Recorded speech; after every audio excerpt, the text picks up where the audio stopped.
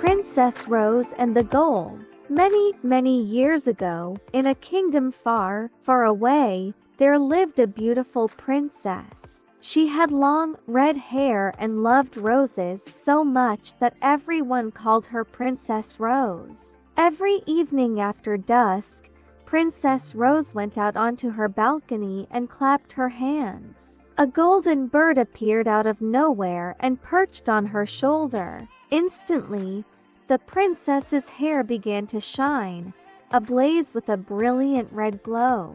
When the bird sang its enchanting melody, Princess Rose joined in, and the entire kingdom fell asleep, dreaming sweet dreams till the break of dawn. Thus, the years passed. Each night, Princess Rose and the golden bird sang their lullaby, filling the land with peace and pleasant dreams. The witch's curse. But one day, something terrible happened. A wicked witch learned of Princess Rose and decided to curse her. Abracadabra, simsalabim, may the rose's color dim, the witch chanted. In an instant, Princess Rose's hair turned as black as tar. That evening, she still stepped onto her balcony and clapped her hands. The golden bird appeared, but this time, her hair glowed black instead of red. The bird sang its melody, and the princess sang her lullaby.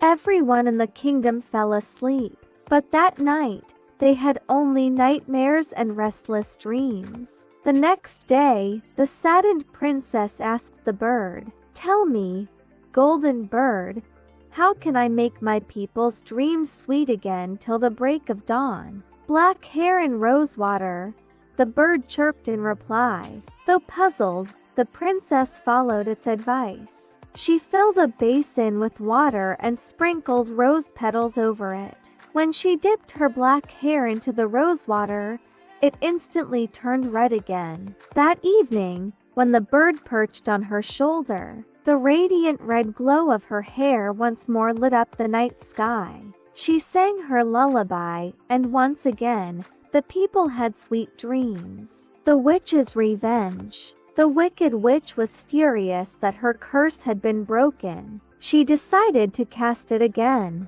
Abracadabra, simsalabim, may the rose's color dim. Once again, the princess's hair turned black as tar. But this time, the witch also picked every single rose from the entire kingdom. "Let's see how you'll break my curse now," she cackled. That night, the princess again asked, "Tell me, golden bird, how can I make my people's dreams sweet again till the break of dawn?" "Black hair and rosewater," the bird repeated. "But where can I find a rose?" the princess cried. Princess Rose and the golden bird. Seeing it, she quickly wiped away her tears, plucked its petals, and dropped them into the basin of water. Then, she dipped her black hair into the water, and the curse was broken once again. Gasps of astonishment filled the air. The king turned to the prince and asked, "Young man, where did you find that red hair?"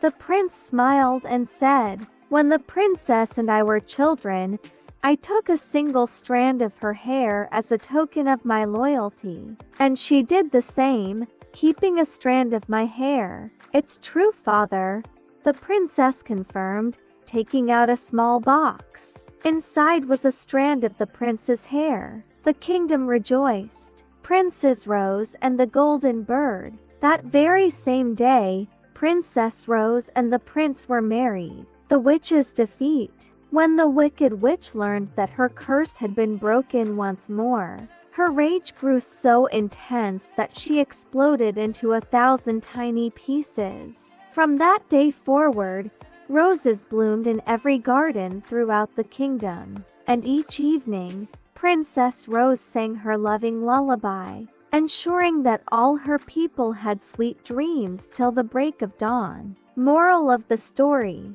true love and kindness can break even the darkest of curses. No matter how powerful evil may seem, goodness will always triumph in the end.